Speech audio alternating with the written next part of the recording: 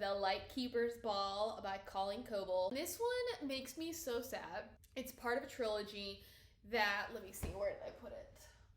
It's the Mercy Falls collection, and it includes The Lightkeeper's Daughter, The Lightkeeper's Bride, and The Lightkeeper's Ball. I first read these probably in 2008, and I remember loving them. I think we've also established that I was much sappier back when I was that young. And so that could be it. It could be because my tastes have changed, my expectations for writing quality have changed. I was planning on doing all three of these. After I listened to this, I don't know if I want to put myself through the first two, because this book was really simplistic. It is technically Christian fiction, though honestly, I don't feel like Coble highlighted the Christian, the religious aspect of this novel enough to excuse all of her mentions of God, which for me, it's not problematic. I'm okay with it. But for others, I'm sure they'd be like, I don't want to have this focus at all.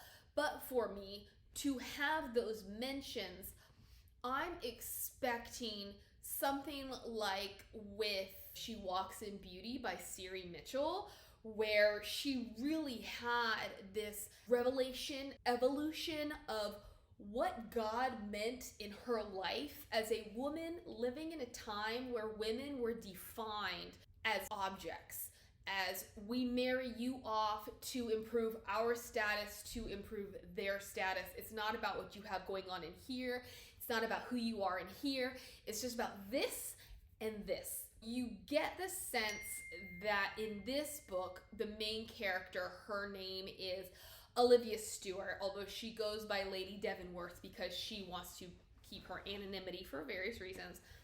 You understand that this is how she views herself as well. From the very beginning, it is made known that marriage is not about love. It's not even about what she wants. It is about the union and how the union will benefit both sides of the family. The series takes place in a town called Mercy Falls. She is from, I believe, New York. Due to circumstances of the novel, she goes to Mercy Falls. She meets the women who were in the two previous books, and through them, she realizes God has a plan for her and God cares about her. But this was not a heavy factor of the novel. I was disappointed at how there was just this underemphasis of it when it could have been a great development for her. Anyways, we start the novel. Olivia is walking home. She comes inside and her mom is hanging out with Mrs. Astor. If you don't know who the Astors are, well, you need to read the history books. Astors are an extremely wealthy and influential family in the early 1900s, so the fact that her mom is rubbing elbows with Mrs. Astor is a big deal. Mrs. Astor brings up the subject of Olivia being single, and this is another point of contention I had, because Olivia is like 25. In that time and place, you are an old maid at the age of 25. So I was extremely disappointed that this was yet another missed opportunity where she isn't defined by it. People aren't making her feel bad about it. It's like, it's no big deal. When I was like, first off, we opened the book with the fact that she is this old and single. And second, they're talking about marriage right away, and she understands what's going on and what is expected of her. So the fact that nobody is commenting about the fact that she is in her mid-20s and single, I thought it was very uncharacteristic of the time. Mrs. Astor's like, well, you know what? I've got a friend who is single, and I think like his wife had been dead about 15 years, which automatically clued Olivia in as to how old this gentleman is, which again is why I was so disappointed that this was not a continued theme. She's like, oh yeah, that sounds great. in walks her dad's business partner. Her dad had died about a year previously. He had been part of this venture to mine for diamonds, and he had died when one of these mines had collapsed. This business partner had come in, and he announces that her sister Eleanor has also died. Eleanor had moved out to California, where Mercy Falls is, because she was going to marry Mr. Bennett's son, Harrison. Eleanor is very different from Olivia in that Eleanor's fine with being matched with somebody she's never met, somebody she might not even like, because he's wealthy, because it's what's expected of her. And therein lies my problem with Eleanor, because Olivia is devastated. Therefore, I am initially devastated. She has lost this person who's extremely important to her. This is a dual narration, so we have Olivia, we also have Harrison. We jump into Harrison's perspective, and he's extremely bitter because Eleanor has done something unconscionable, something unexcusable, and he wouldn't touch another Stewart with a 10-foot pole, which is where the tension there lies, because Olivia is coming, one, to check out Harrison, because part of the marriage agreement was that her family would inherit a percentage of this diamond mine because of their match, but she's like, I want to check him out first, and then also I want to know what happened to my sister. They apparently had been wealthy, and ever since her father's death, somehow they have lost or are losing their wealth.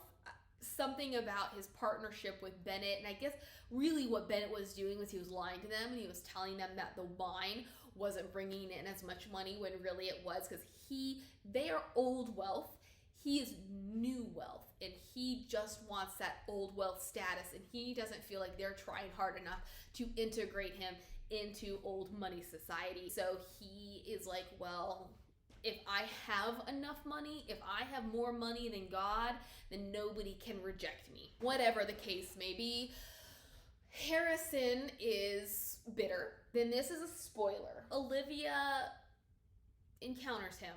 They start to hang out, blah, blah, blah, blah, blah. And she's passing herself off as Lady Devonworth so that nobody knows her true identity. And apparently this is a title she inherited from her mother. And the fact that nobody has ever heard of Devonworth surprises me. Because if her mother is as old money as blue blood as we're supposed to believe, you would think that the Devonworth name would be somewhat familiar. She's passing herself off as a family friend, and she gets Harrison to reveal that he caught Eleanor in bed with another man, this guy named Frederick Fosberg, who, again, I don't know what he was supposed to achieve. I don't know what I'm supposed to believe about him, but we'll get into him later. We start off with this Eleanor being a very sympathetic character, as somebody that, because we trust Olivia and because we are rooting for Olivia, we are then rooting for Eleanor, and we trust Eleanor, and we are believing that Eleanor is as good and as honest of a person as Olivia is. Alina finds out that she cheated on her fiance in a time you do not have premarital, we get absolutely nothing. Okay, so apparently she fell in love with this guy, but did she? Maybe I have forgotten, and we saw Eleanor in one of the previous books, but as a standalone novel, she is extremely one-dimensional, very underdeveloped. I couldn't understand why this was included, except that it was fueling Harrison's hatred of the Stewarts, and it was preventing Olivia. These two are naturally falling in love with each other. It's preventing her from revealing her true identity, which means that the stakes are being raised towards the end, because the longer she keeps it a secret, the worse the consequences are going to be. But I was like, why did she fall in love with Frederick Fosberg? Was she actually going to call off her engagement to Harrison Bennett? What was fueling her and motivating her? We don't know. And then on top of that, the Bennetts are losing their wealth, if not already broke. In another book I'm reading, set around the same time period, one of the motivating factors for this guy to marry this girl is the fact that her family will give them £20,000 a year to live off of. And he's like, gold.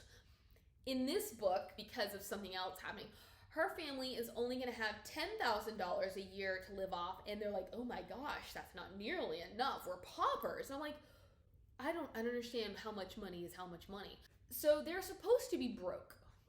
Yet her sister arrives in Mercy Falls, redecorates the house. They have servants.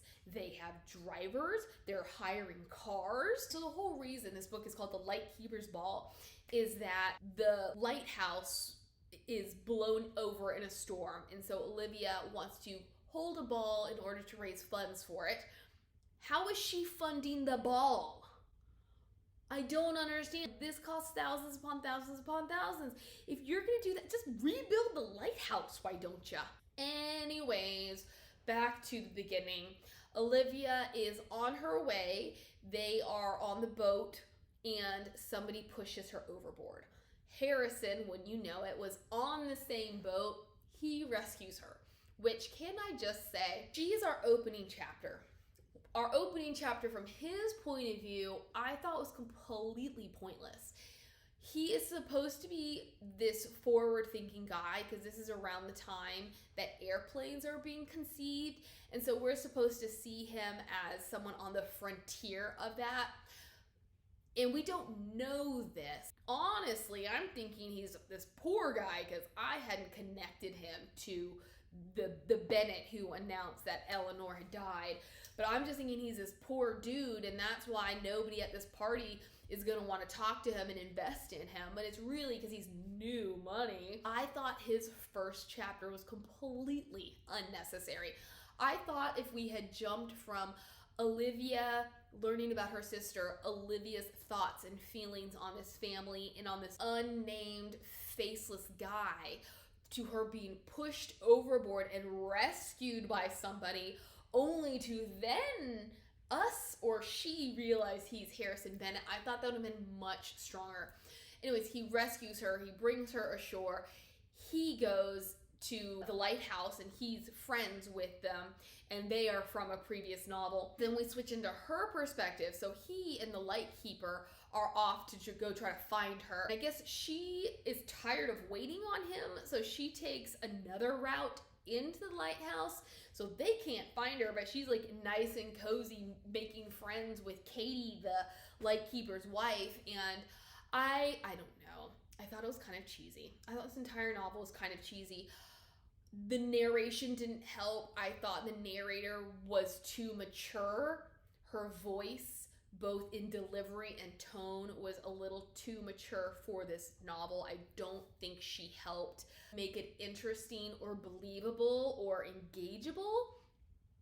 She made me want to roll my eyes and be like, this is the sappiest thing I've ever heard. For some reason, Olivia is staying with them. I don't know why she doesn't go to her own house, but she decides to stay with them.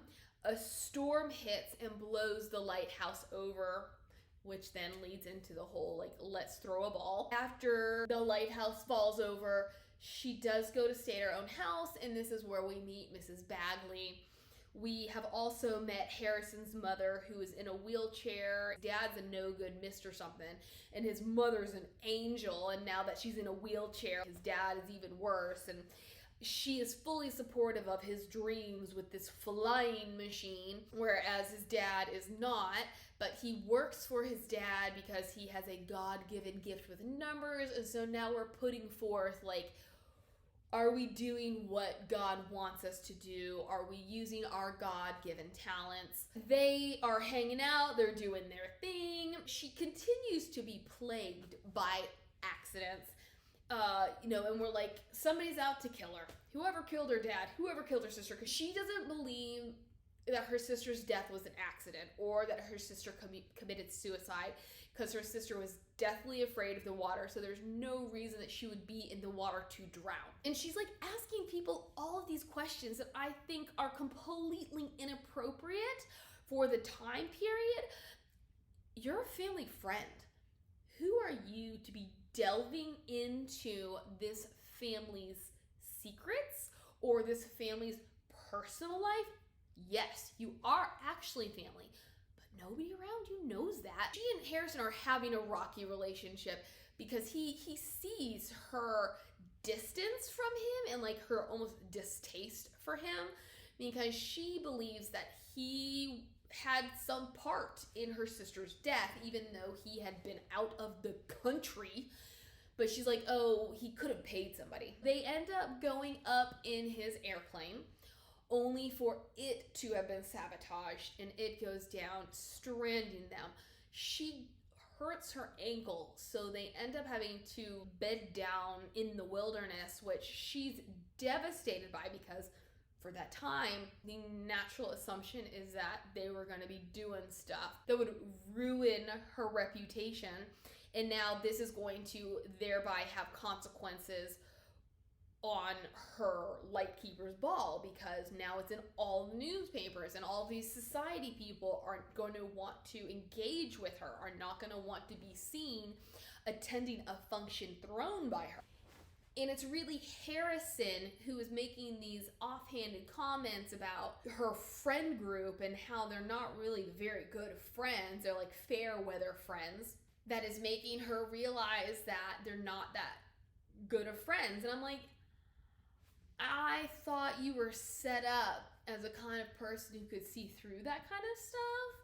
So I thought that characterization was a little wishy-washy. And then there's this point where Harrison calls her out on her treatment of him. They establish that she suspects that he could have had something to do with Eleanor's death. Then at the end of the novel, so here's a spoiler, she reveals her true identity to him. He gets really mad and stalks off. When she goes to apologize to him, he's like, oh, you thought that I killed your sister? And so he's all mad. I'm like, but you knew that already. Like, you knew that she suspected you could have had something to do with her sister's death. So I don't understand why we're getting mad now. They finally do make it back to town. And I was a little confused here because they're rescued by some gentlemen, one of which was pretty lascivious. I guess I was having a hard time keeping them straight because I was listening to it, and obviously my brain may have been on other things. But I was under the impression that this guy was a reporter. He was just hungry for a good story, and she convinces him, hey, look, if you don't print anything, I will give you the full scoop when I figure out what happened with my sister. But then the story gets out anyways. Maybe there were two different guys, a reporter and then a lascivious dude. I don't know. In any case, yeah. Word gets out and people start ignoring her. And her mother decides that she's gonna come to Mercy Falls as well. It's at this point the bomb is dropped that she has a brother. Her father had an affair with one of the housekeepers. This housekeeper had a brother. I thought this was all kind of muddy. She confronts her mother about it, and her mother's like, oh yeah, that was one of my housemaids. She threw herself at your father after I'd given birth to you. The idea is that he may or may not have actually followed through with it, but the mother learns this because the grandmother had told her. So she releases this maid. Maid comes to wherever she goes to live with her family, namely her sister, but she's begging the mother not to let her go. And I'm like, wait a minute. I'm a little confused as to really what the dad's character is, because he's sort of idolized by Olivia. And then after learning that he could have had this affair, she's like, well, maybe I shouldn't have idolized him. But I'm like, I don't know. Maybe he pursued the maid. Maybe the maid really did throw herself at him. In any case, the maid had an affair with her mistress's husband, and now she's begging this mistress not to let her go. And then here's a big spoiler. Throughout the novel, things keep happening to Olivia. She keeps getting injured. The idea is that the dad hasn't actually died, that for some reason he's in hiding. He had contacted Eleanor and he told Eleanor, stay away from Harrison Bennett. She's hearing him through the speaking tube, which back in the day, they would have like a tube that would connect to different areas of the house so that way you could communicate. She keeps hearing his voice in her bedroom and blah, blah, blah, blah, blah. It turns out the maid went to live with the sister. I guess she became so depressed and she may or may not have been able to get a job because of whatever reference she did or did not get from the Stewarts. She ends up killing herself. His son, Richard Pixton, is brought up by his aunt, who turns out to be Olivia's housekeeper at this Mercy Falls house. The aunt's son is Jerry, who is somebody, I guess, who helps around Olivia's house, but also has ties to Harrison. And he's the guy that sabotaged the plane. He wasn't intending to hurt Olivia, but he was intending to hurt Harrison. I don't know. They are so embittered because they see the way that the Stewarts are living versus the way that her sister had to live, and thereby they had to live. And I'm like, hold on a second here. Early 19th century, your sister slept with her employer, had a child out of wedlock. You expect him to be financially responsible for her or even for any of you? Like, do you not understand how this society works? He's not gonna acknowledge this. He isn't going to play any part in this offspring, in this relationship he engaged in. So I thought that was incredibly implausible. I understand the bitterness. I understand why this fueled them trying to get rid of the Stewarts, because if the Stewarts die, Richard, who's actually Eugene, who is Harrison's manservant, he will inherit everything, thereby they will get the money. And I was just like, I get being greedy, but I do not understand why they thought that a man of this station is going to support his mistress and his illegitimate son. I really don't understand how Coble thought that that was going to fly in the face of this time period. I really don't. Back to it. Olivia is at her house. Frederick Fosberg, her sister's lover, shows up. He's like, hey, there had been an earthquake or whatever some odd years ago. It had destroyed a bank that your dad had holdings in. We were finally able to excavate things from this bank. And she's like, oh my gosh, is there money? He's like, no, but there is an updated will. And then for me, I'm like, okay, here is a new mystery. Is this will fake or real? I guess in the end it was real, because even though we absolutely know nothing about this dad, apparently, even though he's not going to tell his family that he has an illegitimate son, he is going to write a new will, which gives this son everything. He's going to give $10,000 a year to his wife and daughters, but in his son that he's never met, he's had nothing to do with, is going to inherit everything else. And can we have a little sideline here? This son is a good guy. He apparently had been a bad guy, and then at some point he did something illegal, and the cop, instead of putting him in jail, decides, hey, you know what? You can just come to church with me, where he gets saved and he realizes he needs to let go of his bitterness. Again, Coble is trying to incorporate the religious aspect of the novel, but it's not consistent enough to fit in with the overall narrative. It just feels like, let me punch you here and let me punch you there, instead of let's sprinkle little crumbs along the way until they grow into something. Even though he was Harrison's manservant and he was going by a pseudonym, like, he wasn't trying to do anything nefarious. He, I don't know, just wanted to go by a different name. And he was like, oh yes, well, I don't want any of the money at all. You guys can have it. And Obviously, Harrison had discovered his dad's duplicity in terms of the returns from this diamond mine. He's like, you need to give them their fair share, so now they're wealthy 8 million times over. We have this will that we don't know if it's real or not. Nobody can locate Richard Pixton, and to be honest, it's not a bad turn of events. It's not a bad way to ramp up what's going on in this story.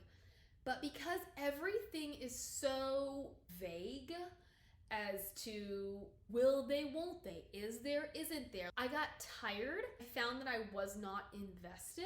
Let's continue. Harrison, he's at some event and his dad is there. His dad is like, oh, hey, I just rented out this space to Frederick Fosberg. Harrison's like, I don't want to have anything to do with this guy. He's not a good guy, and we really don't know. Why was he involved with Eleanor? Did he produce a fake will so that he could make money? Because apparently, without verification, without finding Richard Pixton, Olivia and her mother can't get any money, and anything they do get has to come through him, so it does make him money, even though he's not legal counsel. His firm has nothing to do with their estate. His dad's like, I don't really care. He's willing to pay a lot of money, which on the other hand, it doesn't seem like he's that wealthy. So I don't know how he's affording this. But Harrison's like, you know what? If you want to work with this guy, I'm gonna bow out. I'm going to quit your firm. So he does.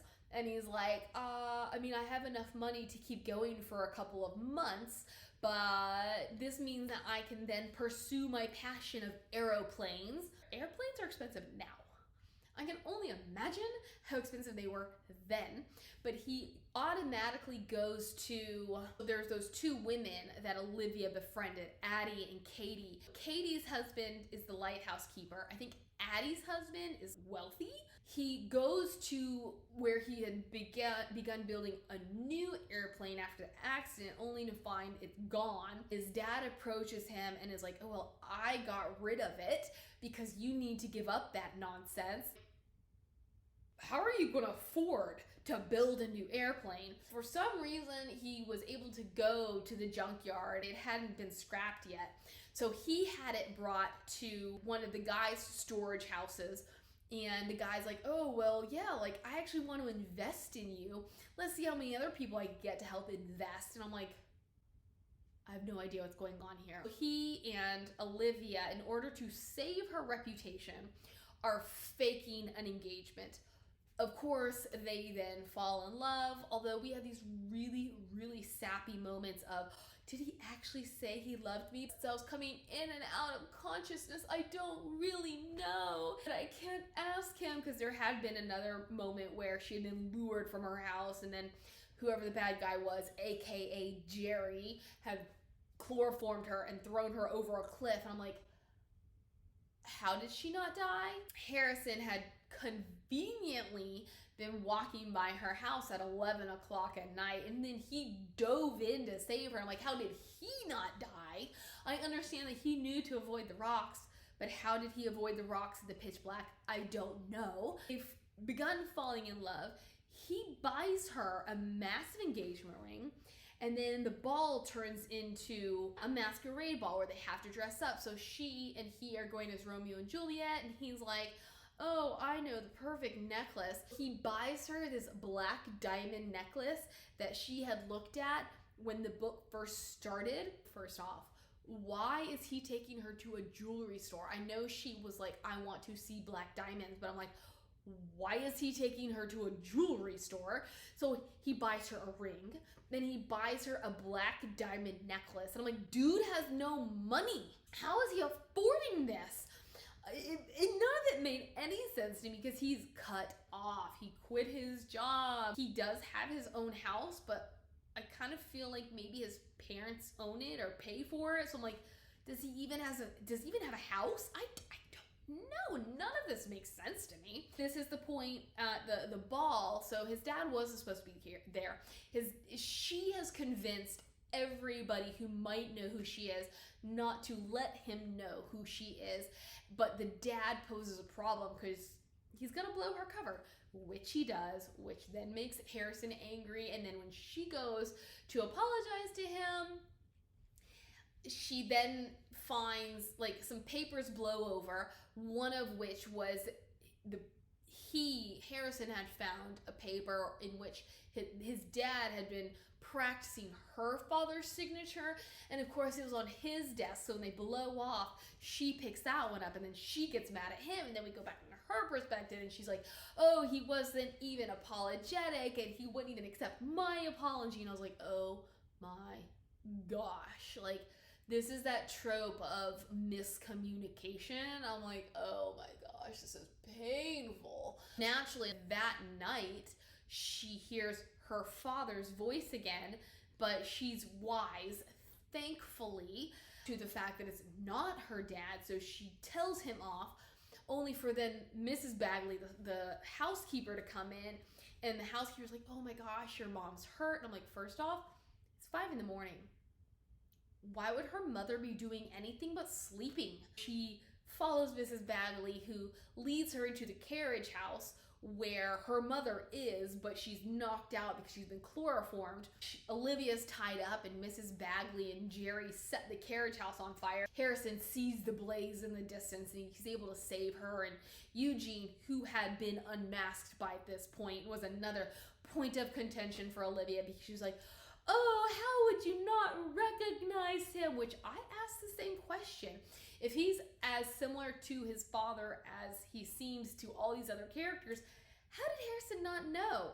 I got the impression that Harrison had dealings with Olivia's father, so how did he not know?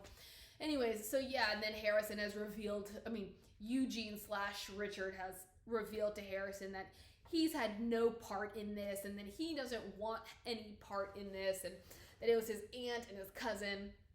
And this is the point where they see the blaze and they try to go rescue her, but of course they can't because his car won't work. So he races over, he rescues one, Eugene/Richard rescues the other, and then Jerry and Mrs. Bagley they're arrested, and Harrison and Olivia make up, and they all live happily ever after. They raise enough money for the lighthouse. But I'm like, this book had absolutely nothing to do with this lighthouse. So the fact that it was called the Lightkeeper's Ball had nothing to do with the Lightkeeper, had nothing to do with the lighthouse. It was sort of a key event. Like, if you want to think about the inciting event and the key event, inciting event would be Eleanor's death. Key event would be the lighthouse being destroyed. But we had very little to do with Katie. We had very little to do with Will, who was her husband, the Lightkeeper. We had very little to do with this ball, except for the fact that Olivia's soiled reputation could have an effect on who's going to come to this ball and donate, which was another question for me. So if her sect isn't going to come and support her because of the rumors, why would anybody want to be involved with her? Unless it's this idea of new money will do whatever it takes, even if it's not something that old money would do.